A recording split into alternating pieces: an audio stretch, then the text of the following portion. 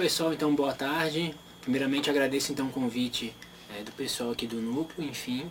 E também agradeço a presença da Cecília, né, pra gente estar passando um pouquinho, fazendo essa troca mesmo dessas informações referentes às profissões, como é que elas podem funcionar de forma compartilhada.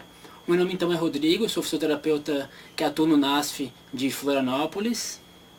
Meu nome é Cecília, eu sou profissional de educação física, trabalho aqui em Florianópolis, né, no Núcleo de Apoio à Saúde da Família.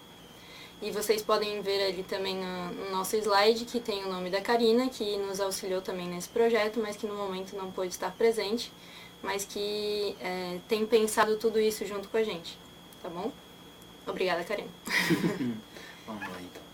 Então, vamos à primeira pergunta, que vai nortear um pouquinho da nossa conversa de hoje à tarde, né? Quando a gente pensa nas profissões, a gente fica no embate, né? Existem limites entre a atuação do fisioterapeuta e do profissional de educação física? E aí, Rodrigo? Então, essa é uma pergunta que realmente cada vez mais a gente tenta abrir ela, realmente estar no nosso dia a dia e conseguir cada vez mais tentar ver se a gente chega a identificar se existe esse limite ou não, enfim. A nossa proposta de hoje é tentar esclarecer um pouquinho melhor essa questão desse limite entre as profissões. Então vamos pensar um pouquinho, né? Acho que primeiro a gente tem que entender em que cada campo nós estamos falando, né? Então trago um pouquinho da educação física, o Rodrigo traz um pouquinho da fisioterapia, a gente vai ver o que pode de fato ser compartilhado, né? Então se a gente for pensar dentro da educação física, nas primeiras coisas que vêm à mente é a relação da aptidão física, do treinamento, né, muito fortemente ligado à educação física, e com eles também a promoção da saúde. É claro que consideramos expressão corporal e todas as outras práticas corporais que influenciam na questão de dor crônica ou outras questões relacionadas à saúde, a gente logo se remete à educação física. E a física, como é que é?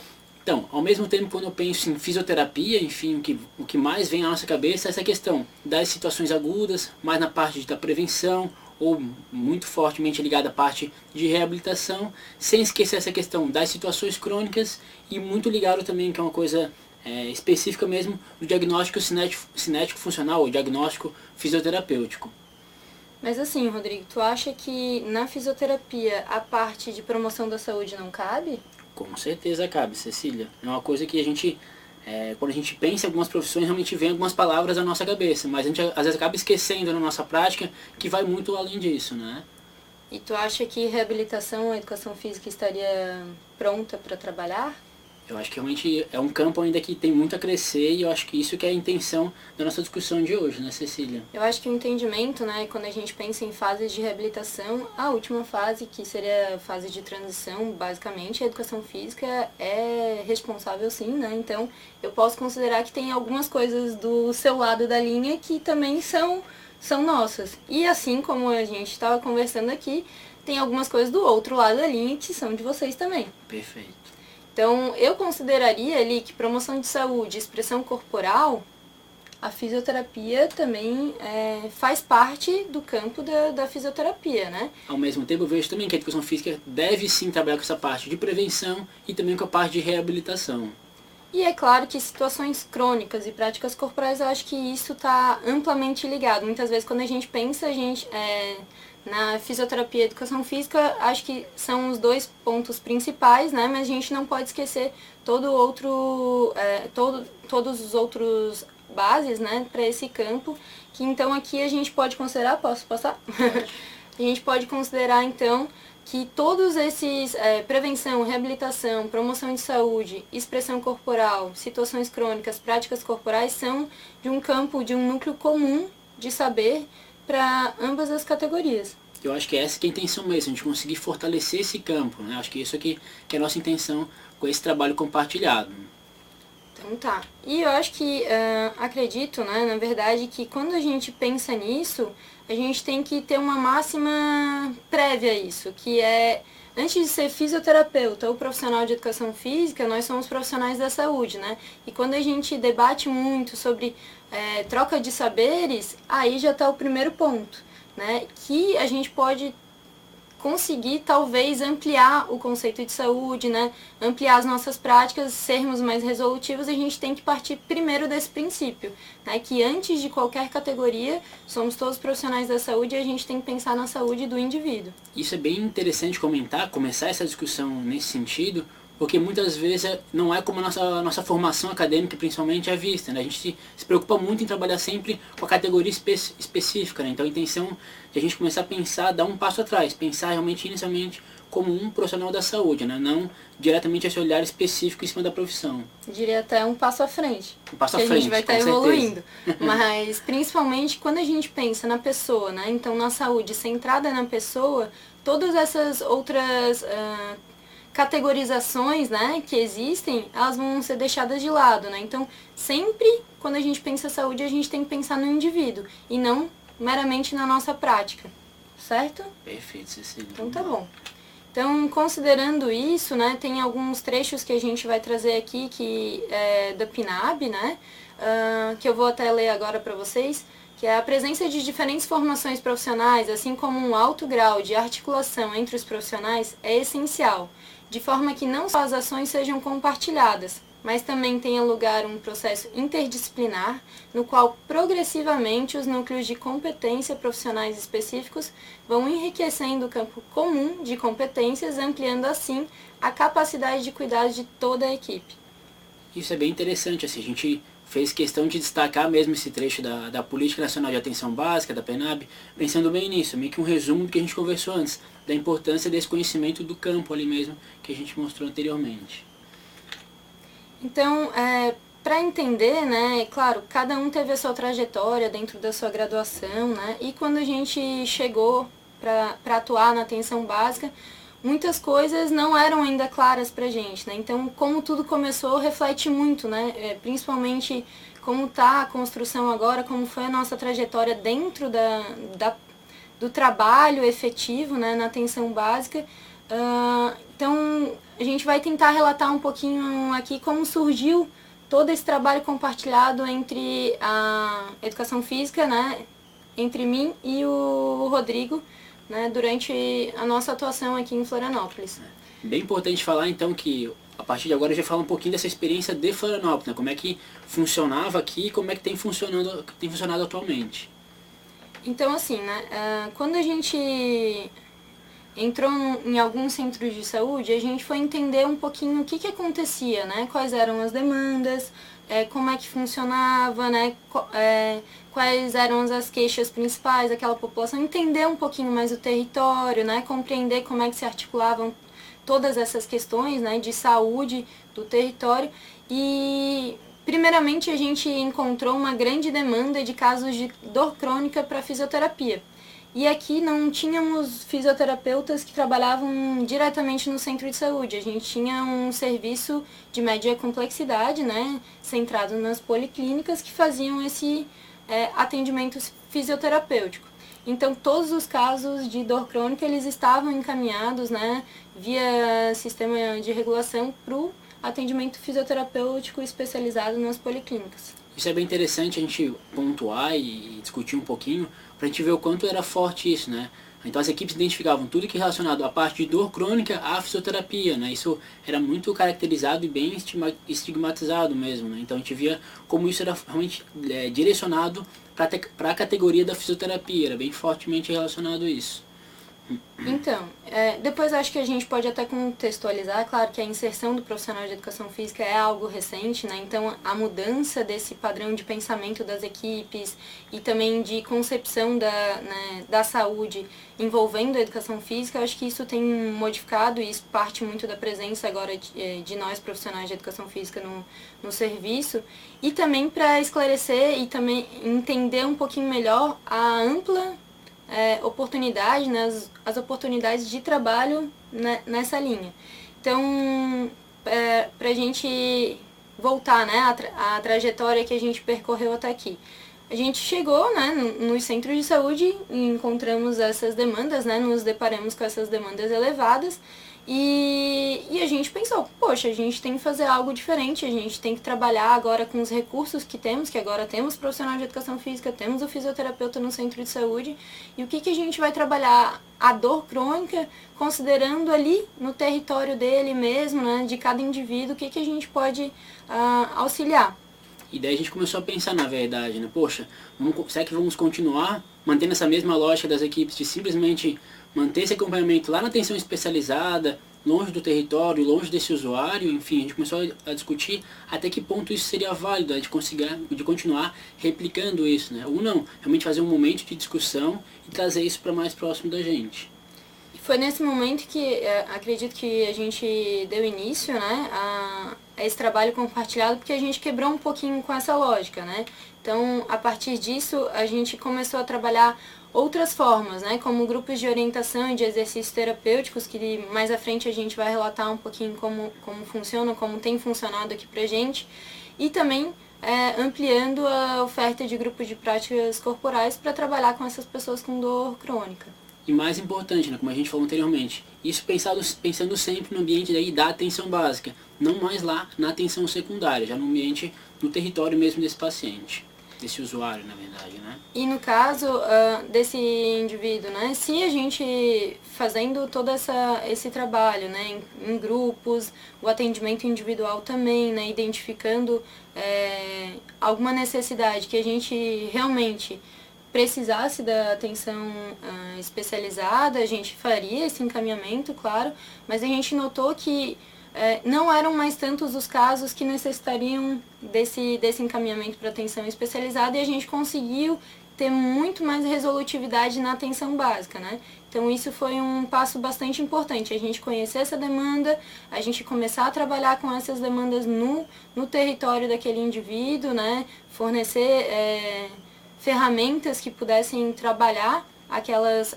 queixas, aquelas demandas, e claro, né, iniciando também articulações com um nível acima, né, com a média complexidade, e quando necessário, após ter ingressado a média complexidade, essas pessoas também eram referenciadas de volta para os grupos de práticas corporais para fazer manutenção, né? Então, essa articulação começou a ser trabalhada naquele momento. E além disso, Cecília, uma coisa que é sempre importante a gente estar destacando é essa questão da qualificação desses encaminhamentos, né? Realmente os pacientes, os usuários que continuavam necessitando de atenção mais especializada, enfim, na policlínica, por exemplo, era um encaminhamento muito mais qualificado, porque ele passou com a gente na atenção básica, nos grupos, nas orientações, para depois, sim, se necessário, ser encaminhado a outro ponto da rede. Então isso foi bem interessante por essa qualificação. Pensem que anteriormente eram todos os usuários encaminhados para atenção secundária. E a partir disso, não. Só realmente os casos mais complexos que a gente não conseguia ter uma boa resolutividade na atenção básica. Além disso, a gente já começava a criar vínculo, né? Que eu acho que é o papel fundamental dos profissionais de saúde na atenção básica, é o vínculo, né? Para ter esse cuidado longitudinal também. Então, como a gente criava vínculo, a pessoa podia até ir para a média complexidade, mas ela sabia que ia retornar e voltar também a ter o contato conosco, muitas vezes ao mesmo tempo, né? A gente mantinha em outros grupos enquanto estava sendo atendido na média complexidade também, e isso gerava muito mais conforto, né? A pessoa se sentia muito mais acolhida e fortalecida para seguir naquelas práticas, né? Naquele projeto terapêutico definido para ele. Isso foi bom tanto para essa questão dessa discussão compartilhada na atenção básica e até mesmo, como a Cecília falou, para o período de alta da atenção secundária, né? Esse paciente realmente necessitava voltar para o seu território, dar continuidade no território e saber que tem essa referência dos profissionais na atenção básica. Então, só para fixar ali, foi nesse momento que começou, né, o trabalho compartilhado, né, essa integração entre as nossas práticas, né, da educação física e as práticas da fisioterapia. Vamos lá então. Outro trecho que a gente trouxe bem interessante, também da Política Nacional de Atenção Básica, vou estar indo para vocês então. Elaborar, acompanhar e gerir projetos terapêuticos singulares, bem como acompanhar e organizar o fluxo dos usuários entre os pontos de atenção da rede de atenção à saúde. Para isso é necessário incorporar ferramentas e dispositivos da gestão do cuidado. Por exemplo, a gestão das filas de espera, o prontuário eletrônico em rede, protocolos de atenção organizados sob a lógica de linhas de cuidado e a discussão e análise dos casos, né? Como a gente conversou com vocês antes, é bem nesse sentido mesmo, a gente conseguir trazer essa população para esses usuários próximos da gente conseguir discutir como é que vai ser o manejo desses indivíduos. E também tendo esse cuidado, né, com a gestão de fato do cuidado dessa pessoa, né, coordenação, né, saber onde é que ela está, o encaminhamento, em que ponto da rede de atenção à saúde ela se encontra e como fazer essa articulação. Então gerir de fato o cuidado daquela pessoa. E passa por esses passo a passo básico, né, que é entender a demanda, que é entender as necessidades singulares de cada um. Isso foi bem interessante também, a gente refletir, porque muitas vezes a própria equipe encaminhava esse paciente ou esse usuário para atenção secundária e muitas vezes ele ficava algum tempo, alguns anos na fila de espera aguardando esse atendimento. Com a nossa chegada na atenção básica, fazendo esse trabalho compartilhado, ele estava ali quase que semanalmente com a gente, enfim, era uma coisa muito mais fácil de acompanhar, vendo como é que ele se encontrava. Então essa questão da proximidade mesmo facilitou muito essa questão da gestão da fila, de realmente a gente conhecer essa demanda de verdade, né? Exatamente. Então, como tudo continuou, e é o que a gente quer agora esmiuçar um pouquinho mais, como tem sido o nosso trabalho, né? Como a gente tem articulado essas duas profissões. Então, como a gente já falou, né? Basicamente os grupos são os pontos maiores de contato entre a gente, né? Que a gente tem grupos articulados em quase todos os centros de saúde, acredito, né? Sobre o cuidado, né, com a dor crônica ou outras queixas também que sejam de demanda maior de cada centro de saúde, né, entendendo o território daquela forma. Então, muito dos nossos grupos iniciaram também de fato com essa mais de dor crônica, principalmente dor crônica em coluna e ombro, né? Isso. E a gente iniciou organizando os grupos com algumas ferramentas, né? Então, trabalhávamos orientações sobre as atividades de vida diária, termoterapia, ou então essa questão, né? As formas de alívio da dor, né? Uso do calor, uso do frio, ou outras questões, por exemplo, uso de chás, ou outras possibilidades não farmacológicas, né, para o controle da dor, além de, na nossa parte específica, né, exercícios terapêuticos, né, e muito fortemente, como está ali em vermelho até, que é para a gente sempre firmar isso, escuta qualificada, né, que é uma forma de acolher e também ter uma forma maior de ter como se fosse adaptar o conceito ampliado de saúde, né? Eu acho que a escuta qualificada é que nos traz, né? Nos remete um pouquinho para a gente entender aquele ser e aquela dor como um todo, né?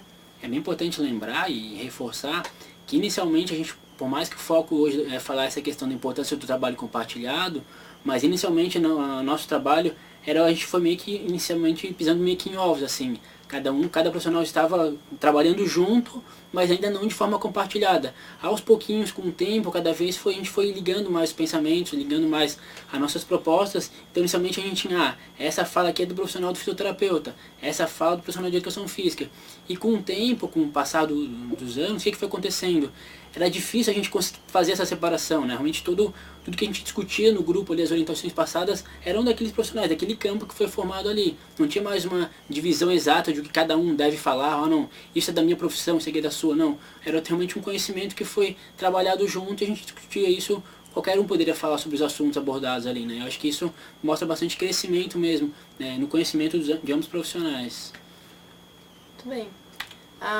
Além disso, né, a gente começou também a trabalhar outras formas, né, como a interconsulta, né, então o atendimento compartilhado, considerando, né, os casos mais agudos, também os crônicos, né, que às vezes o grupo não, se o grupo não fosse um espaço que fosse interessante para o cuidado daquela pessoa, né, a gente então chamaria para um atendimento individual, né.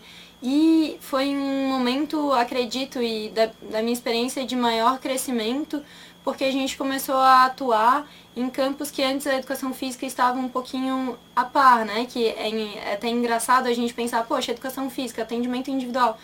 Será? Sim, atendimento individual na educação física é fundamental, né? Fazer a parte, não só a avaliação, mas as orientações, né? Ser algo mais específico para aquela pessoa. Então, atendimento individual eu vejo que foi um crescimento muito grande quando a gente começou a ter essa ferramenta, né, interconsulta, como forma de trabalho. E iniciou principalmente quando a gente pensava que aquele caso, por exemplo, uma torção de tornozelo, né, que aquela pessoa lá mais pra frente ela ia ter que fazer um exercício de propriocepção, de um treinamento de marcha e depois acompanhar nos grupos, e a gente precisava vincular aquela pessoa ao outro profissional, que daí era o profissional de educação física. E vejo que ali começou a andar muito bem, né, essa relação, né, esse trabalho compartilhado, porque a gente fazia interconsultas. Muitas vezes podia ser já no início do tratamento, para a gente já ir fazendo essa outra fala, né, da atividade física também, né, para incorporar isso no dia a dia da pessoa, mas também para a gente ter naquele momento troca de saberes e poder evoluir nas orientações para aquele indivíduo, né. É interessante falar, a Cecília foi falando aqui, eu fui meio que relembrando de tudo, lembrando de tudo, como tudo começou. E de novo, né, no começo a gente ficava muito junto, né, realmente a gente necessitava de um do outro ali pra gente realmente ter esse momento de troca e de ampliar o conhecimento. Com o passar do tempo, cada um foi ganhando mais independência, enfim, a partir desse trabalho compartilhado, dessa troca mesmo, dessa ampliação do olhar de cada um, realmente foi facilitando isso. No começo a gente estava ali bastante tempo junto, aos pouquinhos a gente conseguiu ficar mais independente, mas já sabendo a forma com que cada um trabalhava, né. Exatamente. Vamos lá. Então, né, como eu já falei antes, né, foi um primeiro mecanismo, né, uma primeira forma de realizar o vínculo, né, criar o vínculo para a continuidade do acompanhamento, né, então em atendimentos individuais ou em grupos de atividade física, como eu tinha falado anteriormente. Então essa pessoa iniciava com a fisioterapia, né, numa queixa mais aguda, e para manutenção, para que isso não se tornasse crônico, logo ou era encaminhado ou então a gente fazia daí interconsulta já junto para criar esse vínculo e a pessoa seguia acompanhando então comigo na fase final da reabilitação e manutenção. Isso é bem interessante falar também, que é uma estratégia bem interessante, né? Muitas vezes o paciente ele não conhecia, não tinha conhecimento dos profissionais, e a partir da interconsulta, dessa consulta que ele vinha com a gente, ele acabava acompanhando. Então muitas vezes o agente de saúde ou a própria equipe como um todo já tinha convidado ele que ele participasse de algum momento de grupo, enfim, da unidade, e ele não conhecia porque não tinha esse interesse. A partir dessa consulta inicial, de conhecer os profissionais, facilitou a inserção desse usuário no grupo, por exemplo. Isso acaba querendo ou não, trazendo ele para mais próximo para esse profissional. Então isso é bem interessante de estar falando também. Além disso, né, na mesma linha, acredito, né, a visita domiciliar, que seria a mesma linha da interconsulta, mas que a gente faz no espaço, né, no espaço do indivíduo, né, que é o seu domicílio, né. Então, começou basicamente, né, com um trabalho de orientação sobre risco de queda, orientação do cuidador, né, sobre postura, sobre manejos, né, sobre transferências, e também a gente compartilhando os exercícios terapêuticos domiciliares, né, o autocuidado, o que cada indivíduo podia exercer ali para fazer a manutenção de sua força, né, de alongamento para auxiliar nas atividades de vida diária. Então isso foi aprofundando também no espaço, no campo das visitas domiciliares. Isso foi bem interessante também, né, na verdade, porque o que acontece?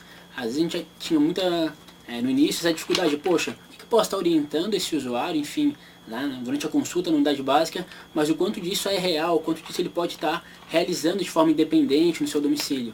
A partir desse momento de visitas domiciliares, muitas coisas a gente conseguia ver realmente como é que ele executava na prática, né? Se eu dava uma orientação lá no consultório, mas ver ele realmente usando o cabo de vassoura na casa dele, realmente é diferente. Com o tempo a gente foi conseguindo identificar quais são as questões mais fáceis que ele pode estar reproduzindo de forma independente no seu domicílio.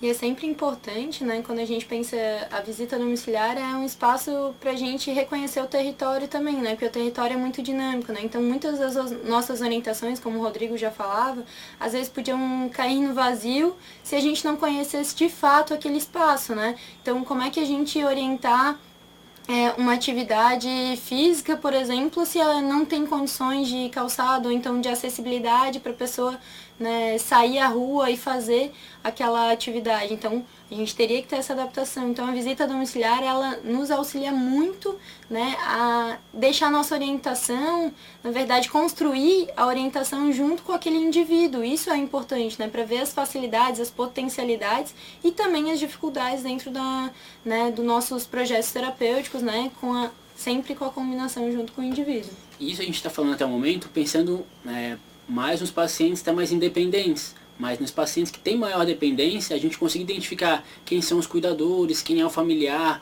o que está impedindo aquela pessoa de estar saindo de casa. Então isso fica mais fácil essa intervenção no domicílio, né? Cuidando muito dessa questão do cuidador, de quem é esse cuidador, e conseguindo de alguma forma diminuir essa sobrecarga, enfim, de alguma forma ter muitas vezes o foco em cima do cuidador, não necessariamente do indivíduo com a doença, enfim. Então tá. Além disso, né, a gente começou a sentir a necessidade de ter alguns materiais que pautassem também o nosso trabalho, né? Alguns protocolos ou muitas vezes mesmo a ilustração do exercício, né, para que a gente conseguisse fundamentar ainda mais a orientação, né, dar o retorno prático, assim, dar o retorno em papel mesmo, para aquela pessoa recordar daquilo. Então, e isso foi facilitando, né? Então a gente começou a trabalhar também em conjunto a produção de alguns materiais sobre autocuidado, sobre alguns exercícios, por exemplo, exercício de fortalecimento para membros inferiores, exercícios de fortalecimento para membros superiores, o que poderia ser utilizado a cada passo, né, da evolução, né, daquele indivíduo, né, o que teriam possibilidades sem muitos materiais que a pessoa pudesse fazer em casa, que pudesse ser reproduzido de uma forma mais segura em casa, né, pensando sempre na segurança do indivíduo. Então, isso foi sendo discutido também quando a gente começou a trabalhar em conjunto. E, além disso, utilizando esses materiais para a educação permanente com as equipes, né, como forma de troca de saberes, para que aquelas equipes também já apropriassem daquele conhecimento e muitas vezes orientassem já o indivíduo naquele primeiro momento, olha, que tal um alongamento específico de flexores de punho para essa questão, e daí a gente tinha já a ilustração com a descrição do exercício, né? E isso foi também uma construção bastante importante. Isso é importante destacar, porque por mais que pareça simples essa questão do material, mas houve bastante tempo de planejamento para isso, né? Realmente foram momentos que a gente realmente tinha que fechar a nossa agenda e discutir, ver na internet essa questão de quais figuras vão estar utilizando, quais termos vão estar utilizando nesse material, para ficar mais fácil para quem estiver tendo acesso a isso, né? Então realmente tudo isso depende de bastante planejamento, né? E isso muitas vezes pode ser olhado de uma forma, poxa, mas ele está com a agenda fechada para operar esse tipo de material. Não, isso tudo tem que realmente envolve muito planejamento e discussão para o desenvolvimento deles. Na verdade, esses materiais eles estão em constante reformulação, né? Até porque as práticas de cada profissional, também cada um tem um pouquinho de seu histórico, né? Então, muitas vezes tem práticas que não se assemelham, né, entre os profissionais. Então, está sempre sendo reconstruído esses materiais, pensando, renovando, né, porque também não é estático, né, as orientações, e a ciência está aí para dizer, né, que a gente precisa sempre estar reformulando, reavaliando, né. Então, essa parte dos materiais estão sempre sendo discutidos, né? E o importante, né, que estão sendo discutidos de forma compartilhada. E assim a gente pode considerar que teremos mais resolutividade, mais efetividade dentro desse espaço que é da construção de materiais. É bem interessante falar que hoje em dia a gente já tem até um banco de imagens, na verdade, né? Não é uma coisa tão específica por patologia, enfim, não é uma coisa mais de um banco de imagens com exercícios que possam ser utilizados e adaptados para cada caso, né? Eu acho que está bem mais bem essa questão bem mais dinâmica mesmo desses materiais. E tem sido bastante compartilhado, né? Na verdade, todos os profissionais têm acesso, né? Principalmente com a residência, né? Aqui na nossa prefeitura tem trabalhado muito bem isso, porque os residentes vêm trabalhando, né, nos seus trabalhos de conclusão de curso, né?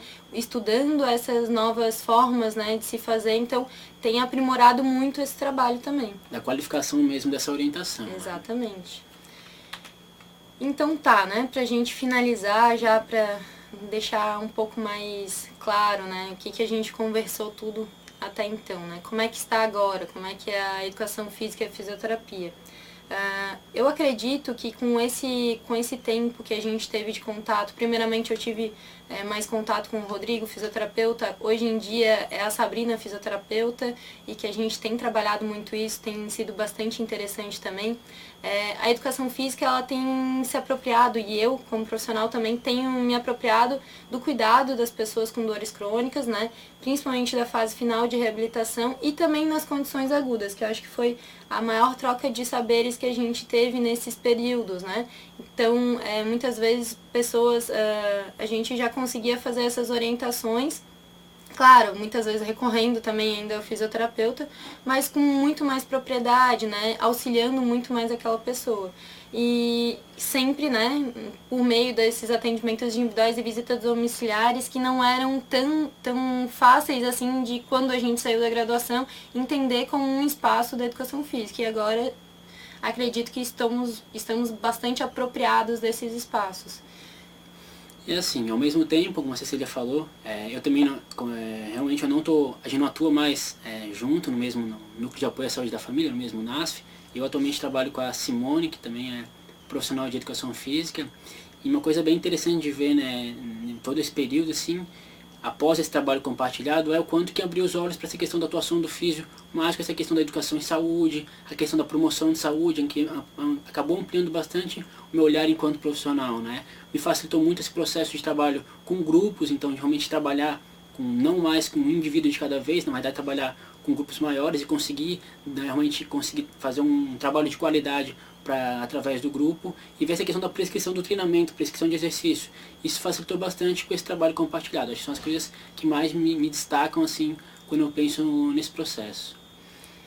Então, só para a gente fechar, né, as possibilidades de intervenção compartilhada vêm sendo melhor estruturadas e compreendidas. Isso a gente tem que sempre reafirmar, né, que a gente precisa estar em constante espaço de discussão, de avaliação para aprimorar isso, né? Então, as possibilidades muitas vezes ampliam o escopo de ações, né, essas possibilidades de intervenção compartilhada, e que nos permitem, né, estar naquele núcleo comum que a gente relatou lá no início de uma forma muito mais tranquila e que possa ampliar as possibilidades de intervenção com aquele indivíduo.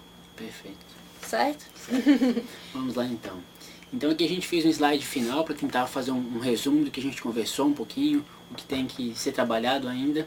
Então a gente pensa no lado da fisioterapia, né, o quanto que a nossa formação é focado para doença, para patologia, para disfunção, né, quanto que tem essa questão do controle da dor e da reabilitação. A gente vê que quanto que essa formação é muito nesse sentido.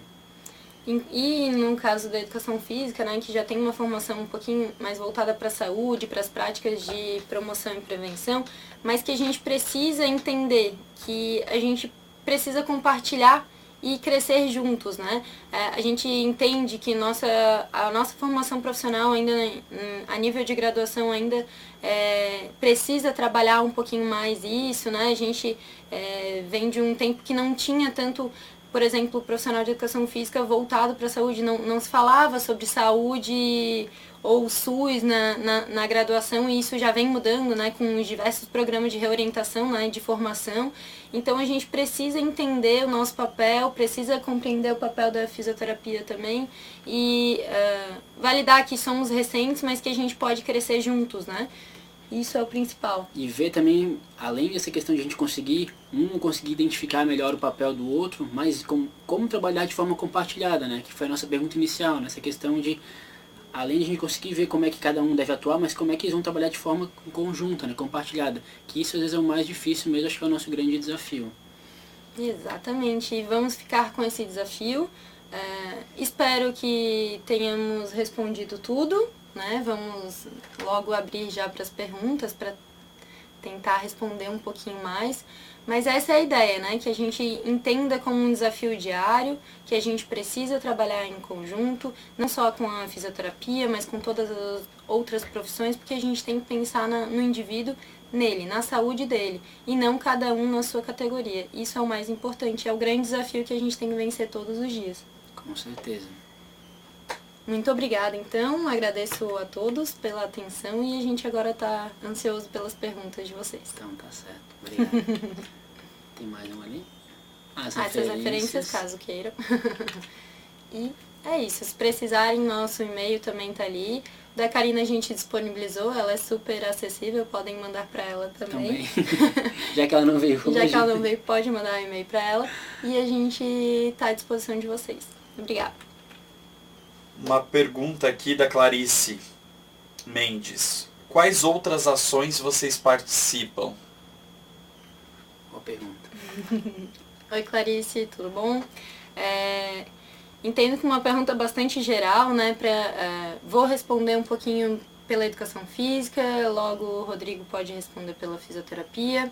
Mas além dessas atividades compartilhadas, né, os grupos de dor crônica que faço com a fisioterapeuta, né, tem um grupo de dor crônica mais específico para queixas de membros superiores, outro mais específico para queixas de membro inferior.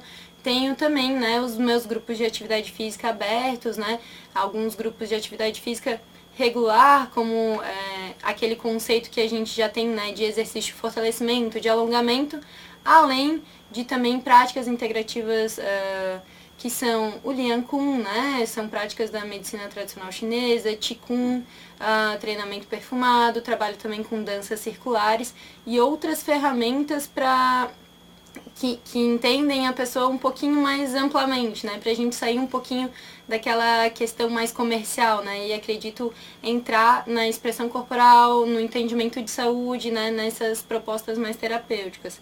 E é claro, né, nos atendimentos individuais, visitas domiciliares também, e também com a auriculoterapia, que é outra prática integrativa complementar, né, então atuo nessas frentes por enquanto, né? E espero estar sempre ampliando o escopo de ações. Assim, com relação à fisioterapia, além do que a gente já comentou aqui, um pouco do que a Cecília já conversou também com vocês, a ideia é a gente trabalhar bastante também em conjunto com as equipes, né? A gente conseguir trabalhar bastante com essa parte de educação permanente, através dos espaços de matriciamento, a gente conseguir discutir os casos, cada vez mais qualificar, e das equipes conseguirem identificar quais são os usuários que podem ser beneficiados com a parte da interconsulta, das profissões, com a parte dessa questão dos grupos, entenderem melhor como é que esses grupos funcionam. Então a gente acaba tentando trabalhar de forma muito compartilhada com as equipes, né? A proposta é muito nesse sentido, assim, de conseguir ampliar o olhar em relação a isso. E cada vez sempre trabalhando de forma compartilhada. E nunca esse profissional está sozinho na atenção básica, fazendo simplesmente atenção especializada, né? De conseguir sempre fazer um trabalho conjunto com outras profissões. Então, acho que para fechar bem um pouquinho a ideia, né, a gente tem as nossas práticas, né, específicas da nossa categoria, essas práticas mais compartilhadas, e eu acho que o principal mesmo são os espaços de discussão, como o Rodrigo trouxe, né, que os espaços de matriciamento, na verdade, todos esses momentos são de matriciamento, mas os espaços de discussão de caso, quando a gente consegue envolver a equipe toda, né? E é claro, de outras atividades também pra gente dar suporte, né? Outras atividades da equipe Saúde da Família que a gente tá sempre apto para dar suporte, um grupo de tabagismo, né? Um grupo de gestantes, independente da atividade, mas que seja dentro do nosso núcleo de conhecimento, a gente está auxiliando. Vou falar mais um pouquinho ainda, né? A ideia um pouquinho da gente discutir, fazer essa discussão com vocês hoje, é para às vezes desconstruir um pouco esse processo o profissional de educação física vai estar lá trabalhando com essa questão dos grupos de atividade física, o fisioterapeuta vai estar lá sozinho no consultório dando essas orientações, enfim, não. A gente conseguir desconstruir e fazer esses profissionais trabalharem de forma conjunta, né? O processo é mais ou menos nesse sentido, e mostrar que é possível mesmo.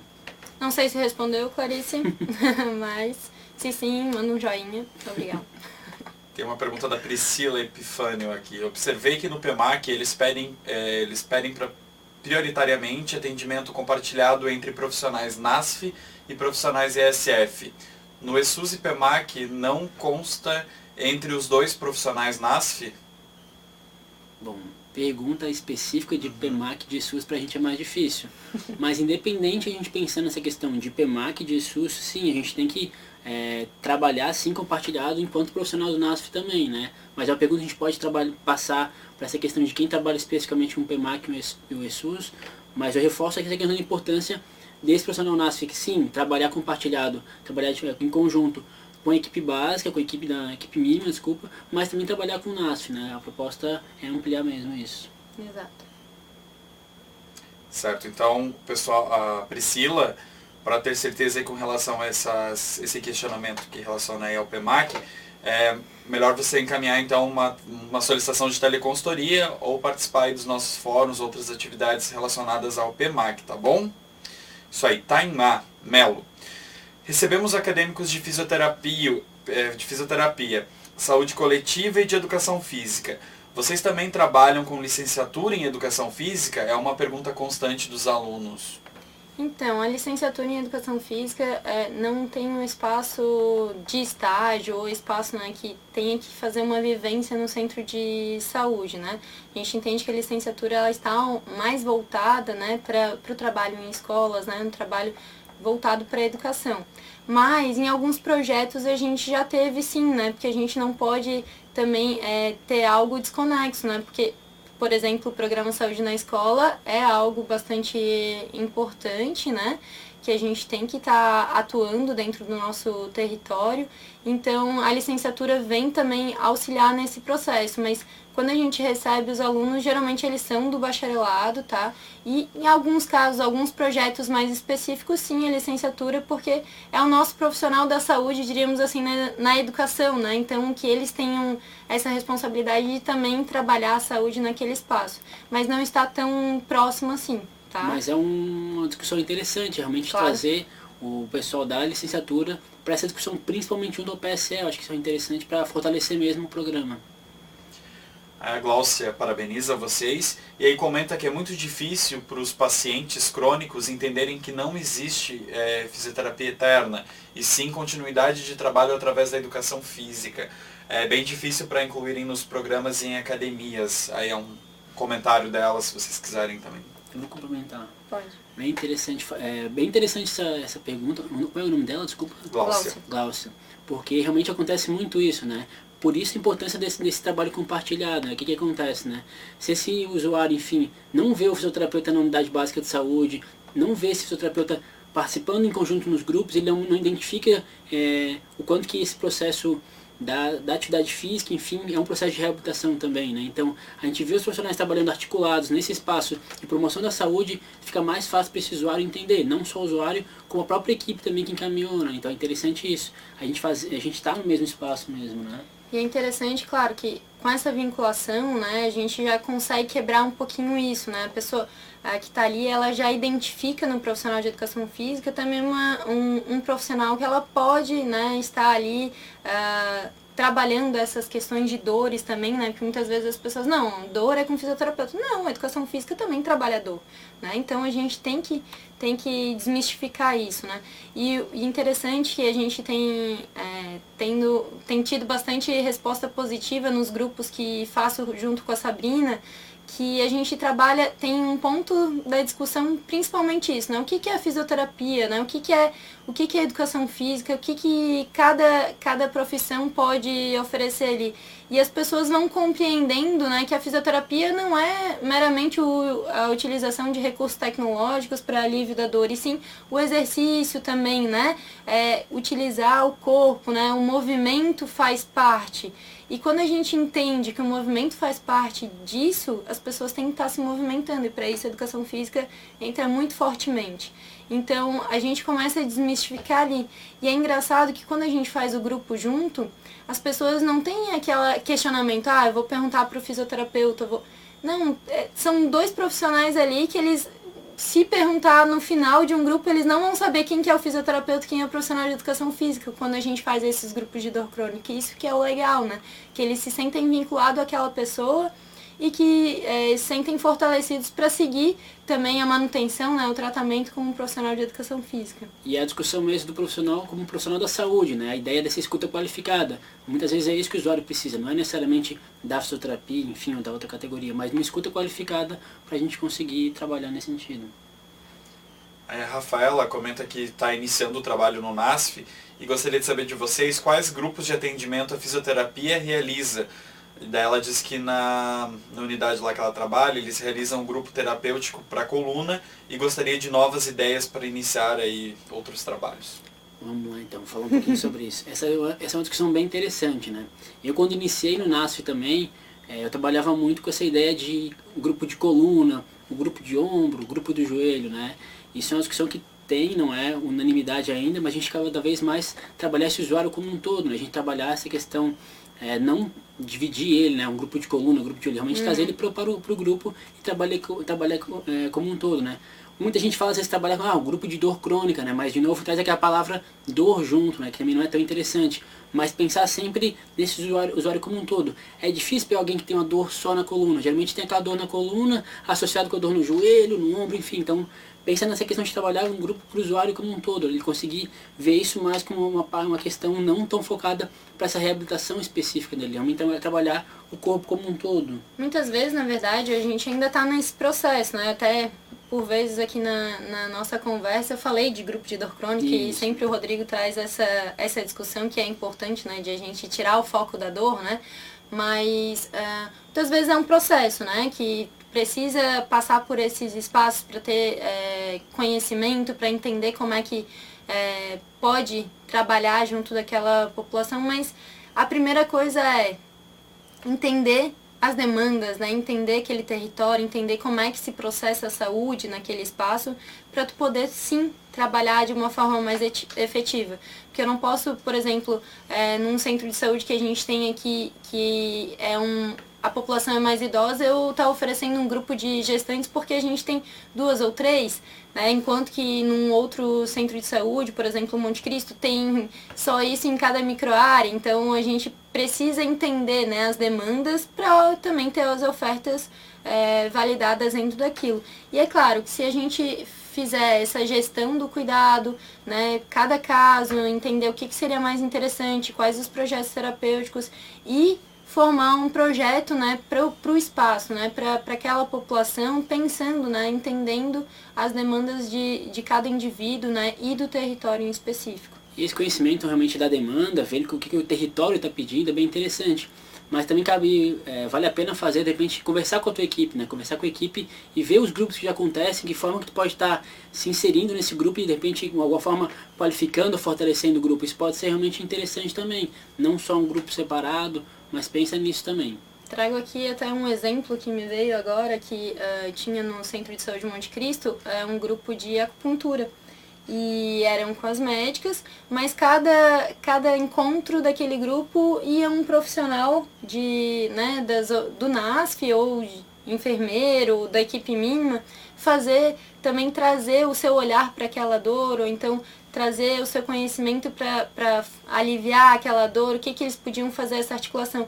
Então, simplesmente ali foi a inserção num grupo que já existia da equipe mínima, né? Então a gente tem que entender aquilo, a gente tem que dar resposta, nós somos o apoio da saúde da família, né? Então a gente tem que estar apoiando as equipes mínimas e elas também já têm as necessidades, a gente pode sim fazer essa conversa aberta, chegar lá para a equipe mínima e falar, olha, o que vocês entendem, né? Que essas pessoas daqui estão necessitando, que a gente pode contribuir. E se a gente chegar com algo fechado, talvez não seja efetivo, né? Então, essa conversa tem que ser muito fortemente feita com as equipes mínimas. Por isso a importância de tu participar realmente do grupo das equipes e realmente lá mesmo, às vezes, você está identificando isso. Muitas vezes a gente já vai com preconceito, achando que eu não posso auxiliar tanto, mas participando, a gente vê o quanto que a gente é necessário trabalhar em conjunto. Aí só, Priscila, eu vou pular aqui algumas perguntas, tá, pessoal? Só para chegar nessa, para não perder o fio da meada, depois eu retomo. É que a Priscila Epifânio aí pediu para vocês compartilharem os resultados que vocês obtiveram com esses grupos específicos.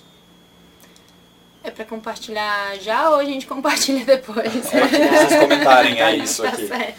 Então, isso é bem interessante, essa questão dos grupos específicos, né? Porque, querendo ou não, a gente teve um resultado maior, que a gente sempre fala, essa questão do impacto para a atenção secundária, né?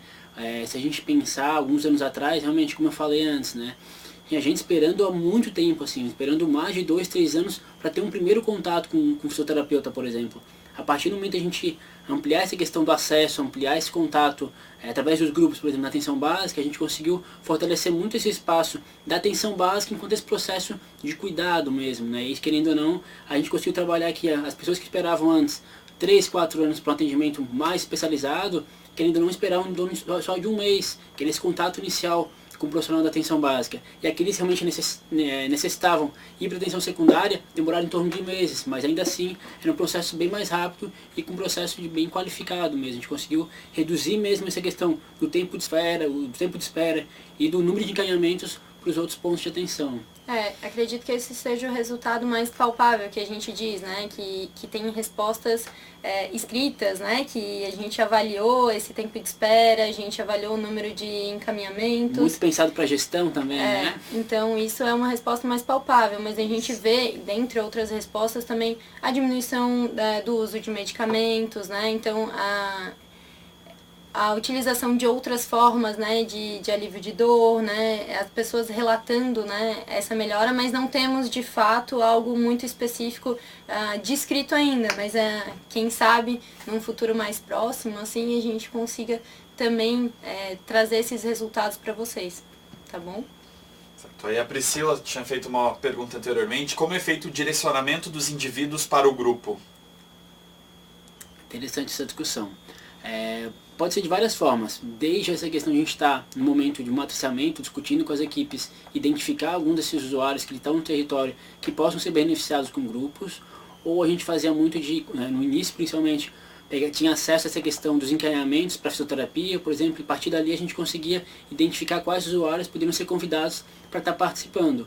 Hoje em dia está muito mais um trabalho de um grupo aberto, né, de portas abertas mesmo, sabendo que em tal dia tem um grupo que a própria equipe pode identificar isso no seu território, nas suas consultas e estar convidando eles para estar participando, né, cada vez mais uma demanda mais aberta mesmo.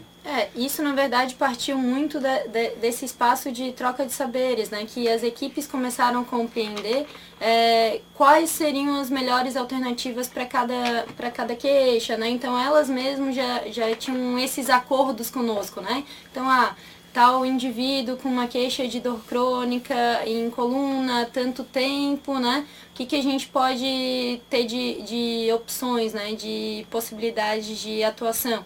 E daí, mesmo esse profissional já fazia, né, esse contato conosco e a gente definia. E isso partiu muito dessas discussões, né? Cada caso, para a gente entender melhor quais seriam as possibilidades de intervenção. E isso, claro, vem sendo aprimorado, né, porque cada indivíduo tem uma dinâmica diferente, né, então o que mais vale mesmo é no espaço de discussão, ver se aquela pessoa tem perfil para um grupo ou não, se a pessoa precisa de um atendimento individual, de uma avaliação um pouquinho mais específica para que a gente, dependendo daquela queixa, encaminhe para outro setor caso a gente não tenha resolutividade naquilo. Então, parte muito da conversa, né? A gente precisa estar ali discutindo cada caso para a gente poder evoluir e definir um projeto terapêutico singular de fato. Isso. Interessante falar também, né? No começo a gente trabalhava muito mais com grupos fechados, né? Até para no nosso início ainda dava mais segurança pra gente. Vamos pegar aqui 20 usuários, convidar os 20, dos 20 vieram 15 usuários e vamos ficar com esse durante 10 encontros, 8 encontros, a gente fazia muito nesse sentido, né? Até por uma segurança nossa. Com o tempo isso foi ficando menos fechado, na verdade. A gente conseguiu abrir mais para fazer um trabalho mais aberto, e realmente as pessoas entravam, e a gente conseguiu aos pouquinhos ir se moldando a isso. Mas no início a gente trabalhava mais com grupos fechados, identificados com início e fim, na verdade, dos grupos. Hoje está cada vez mais aberto esses grupos. Mais uma pergunta da Priscila. Vocês têm grupos específicos em todas as unidades que vocês são vinculados? Ou quantas unidades vocês estão vinculados? Atualmente eu trabalho em 4 centros de saúde. Eu trabalho no Centro de Saúde Sapé, no Centro de Saúde Capoeiras e Coloninha, e atuo também no Centro de Saúde Monte Cristo, principalmente com preceptoria de residência, né? Em todos eles, o profissional de educação física aqui na Prefeitura de Florianópolis, ele tem, dentro das nossas atribuições mínimas, ter um grupo de atividade física aberto, né, para a população. Então, em todos eles eu tenho, e é o que dá suporte também a essas ações, né, com a fisioterapia de referenciamento, né, mas, por exemplo, no caso eu e a fisioterapeuta, né, a Sabrina, a gente utiliza um centro de saúde que tem auditório, que tem um espaço para chamar dos outros 2 centros de saúde mais próximos, mas a gente tem que entender que aqui os centros de saúde, por exemplo, no continente, na região continental de Florianópolis, tem no máximo 1,5 km de distância, então a gente consegue ainda fazer esse trabalho, né, articulado. Então, sim, temos grupos específicos, alguns, né, no caso da Fisio e da Educação Física, quando são grupos compartilhados, eles são de referência, né, mas no restante, a Educação Física tem grupos específicos em cada centro de saúde, sim, a gente ampliou esse acesso nos últimos tempos. A parte da fisioterapia é um pouquinho mais complicada, assim. Primeiramente porque aqui em Florianópolis a gente está em... A maioria dos profissionais atua em 2 pontos de atenção ao mesmo tempo, né? A gente divide a nossa carga horária entre NASF e atenção secundária, né? Então isso é um processo que é um pouquinho mais difícil de falar nessa questão de proporção de equipes, enfim, porque varia muito de cada profissional. Mas a ideia é sim a gente trabalhar dentro de cada centro de saúde, a gente conseguir realmente ter aquele grupo de referência, isso é bem importante falar, né? A gente conseguir, pelo menos dentro de cada centro de saúde, ter um grupo de dor crônica, por exemplo, a gente conseguir ter um grupo aberto para conseguir realmente as equipes estarem caminhando, ter um local de referência para identificar essa população. E daí mais um pouquinho de o perfil de cada profissional, às vezes acaba direcionando, enfim, o foco dos grupos. Certo. Pergunta da Janice. A fisioterapia realiza muito atendimento individual? Na atenção básica, Janice, obrigado pela pergunta.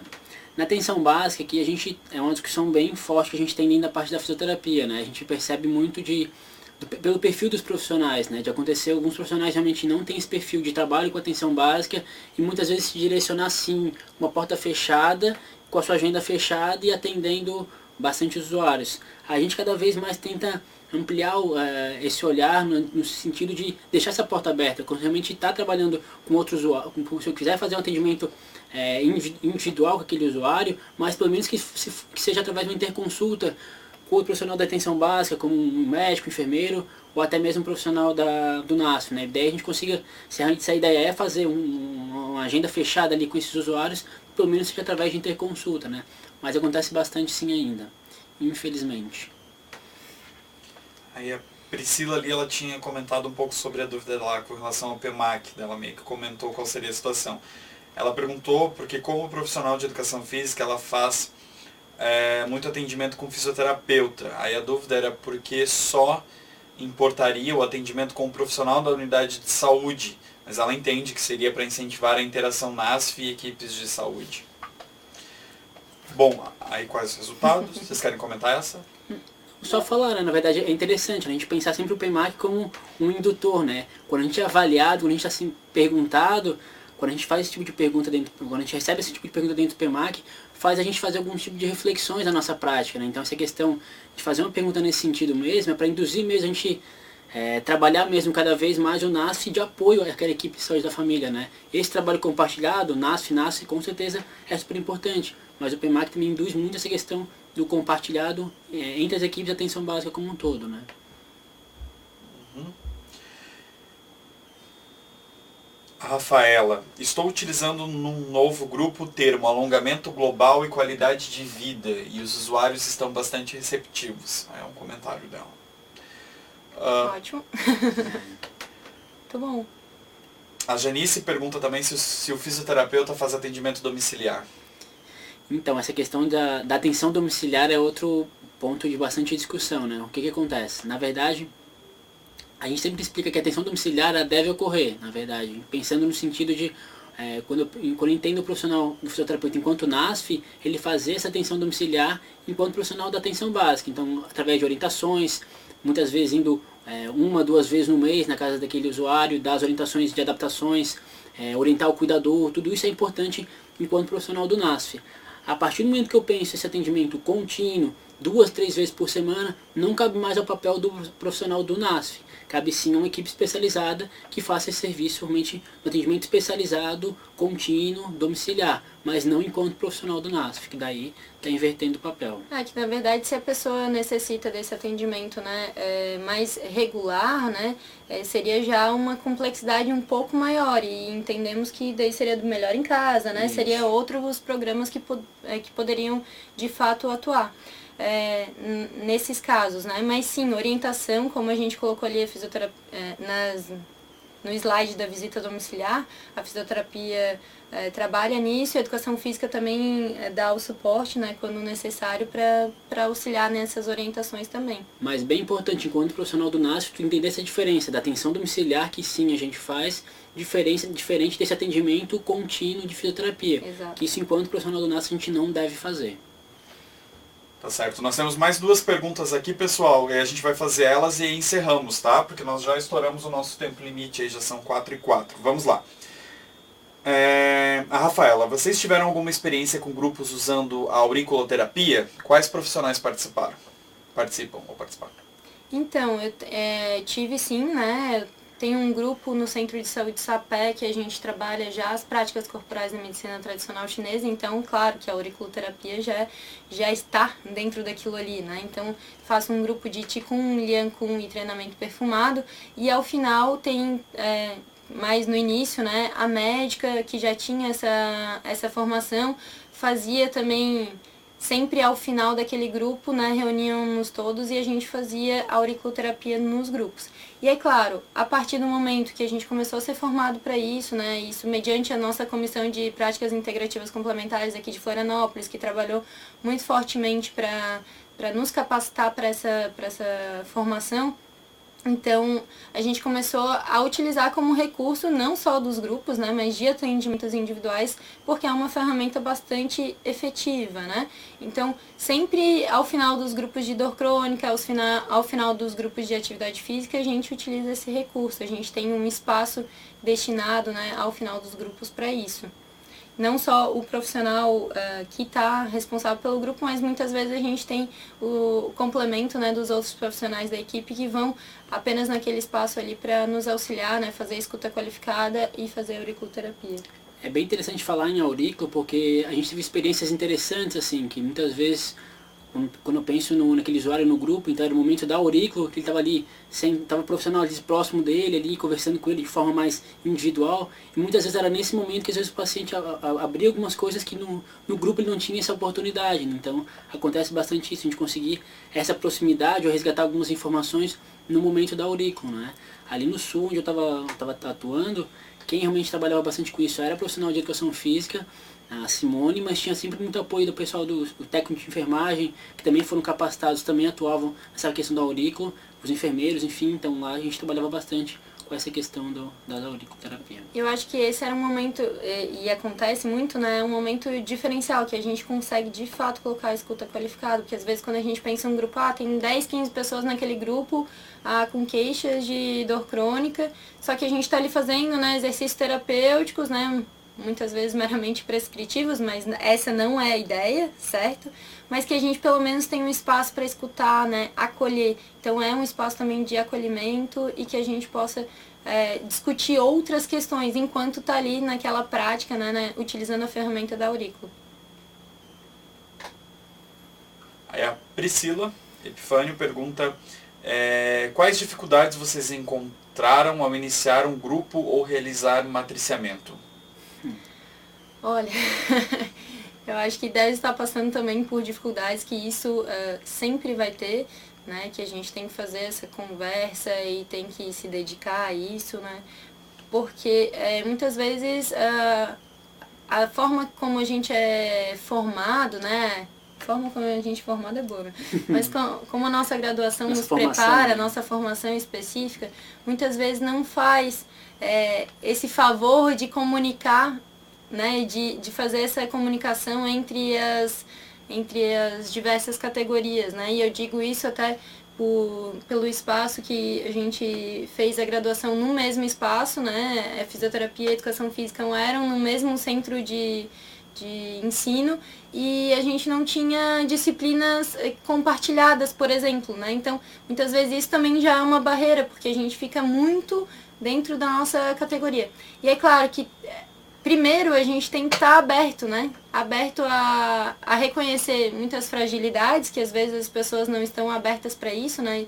Reconhecer que tem fragilidades, porque quanto menos a gente discutir ou compartilhar, parece que a gente está escondendo, né? Aquilo, a gente não está aberto para aprender mais. E ser humilde a ponto de entender que aquilo que o fisioterapeuta, que o nutricionista, que o médico, que o enfermeiro está ali, naquele espaço de matriciamento, pode nos trazer um saber importantíssimo para a nossa atuação, né? Então, foi difícil, claro, ainda porque muitas vezes tem resistência por parte de alguns profissionais, mas que isso vem se quebrando ao longo do tempo, né? Entendendo, eu acho que tem se trabalhado muito esse conceito de saúde ampliado e isso tem auxiliado também esses espaços de discussão de matriciamento.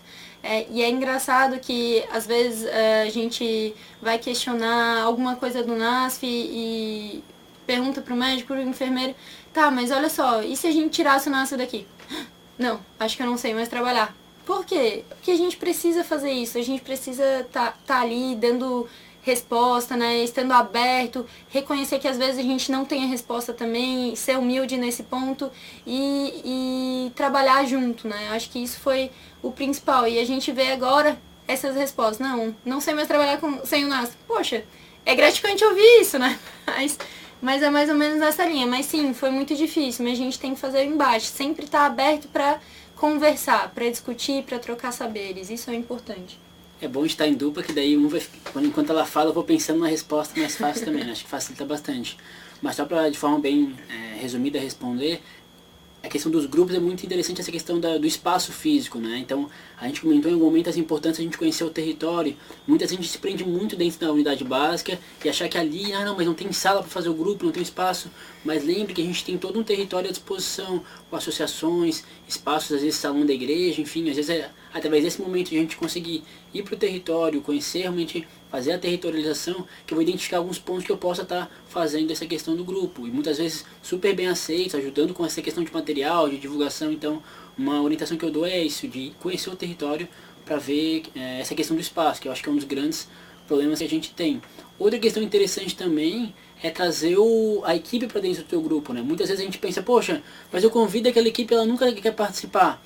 De repente pode experimentar de fazer um grupo para a equipe, né? Realmente não ter usuário, ter só a equipe. Então eles em algum momento experimentarem aquele grupo. Então isso é uma coisa interessante para eles conseguirem entender e de alguma forma identificar mesmo qual é a proposta do grupo, né? Isso é uma coisa que dá super certo também, fazer um grupo para os próprios profissionais daquela equipe.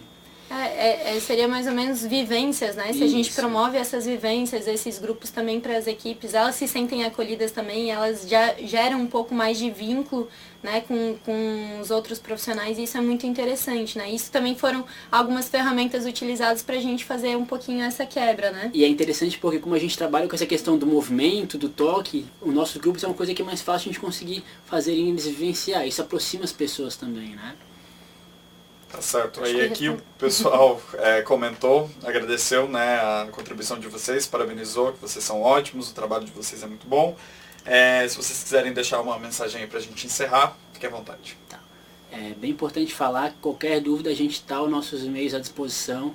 Podem mandar e-mail, a gente responde mesmo. Falta ali, Cecília. Então, fiquem à vontade mesmo, não tem problema mesmo, a gente está à disposição de vocês. Agradecer mesmo o espaço, acho que é super importante estar ao lado aqui da Cecília, a gente poder contar um pouquinho dessa nossa história, que é bem interessante, bem gratificante, né? E realmente estimular mesmo, né, esse trabalho compartilhado entre as profissões, né? Isso vai desde a formação que realmente tem que ser modificada, de juntar essas profissões, de estarem discutindo no mesmo espaço esse processo, enfim, e também depois de formado, né? A gente está num ambiente da atenção básica e de proporcionar mesmo esse trabalho compartilhado, né? Acho que fica mais fácil para os dois, né? Eu acho que isso também fortalece muito o SUS, né? Que eu acho que a gente está num momento que a gente precisa, né, fortalecer o SUS. Eu acho que essas práticas dão um tom, né, do que é saúde. Então, vamos tentar ficar firme nisso, né? Eu acho que todo mundo que entra e trabalha no SUS é um amante do SUS. E que a gente possa, de fato, né, mediante um trabalho compartilhado, mediante o nosso trabalho junto das equipes, né, fortalecer e fazer com que ele seja, de fato, resolutivo, que ele possa propor mudanças na vida das pessoas, que a gente possa promover saúde. Eu acho que essa é o nosso maior objetivo, né, o nosso desafio diário.